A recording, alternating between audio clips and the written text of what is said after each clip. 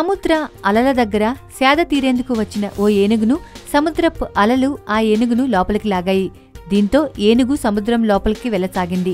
అది చూసిన శ్రీలంక నావికాదళ సిబ్బంది ఏనుగును కాపాడారు. దీనికోసం వాళ్లు పెద్ద సాహసమే చేయాల్సి వచ్చింది.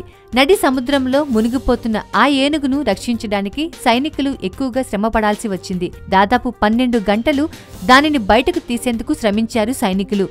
ఈస్టర్న్ నావల్ కమాండ్కు చెందిన నావికా సిబ్బంది రోజువారీ చర్యలో భాగంగా హిందూ మహాసముద్రంలోని తమ తీరరేఖ వెంబడి గస్తీకి వెళుతుండగా కోకిలాయ్లోని కుక్కుతుడువాయ్ అనే ప్రాంతంలో ఒక పెద్ద అల ఓ ఏనుగును నడి సముద్రంలోకి ఎత్తుకెళ్తుండడం గమనించారు. సేద తీరేందుకు వచ్చిన అల్లియా పుల్మొద్దాయ్ అనే ఏనుగు సముద్రంలోకి దిగింది. అదే సమయంలో భారీ అల వచ్చి ఈడ్చుకెళ్లడంతో ఈ ప్రమాదం చోటు చేసుకుంది.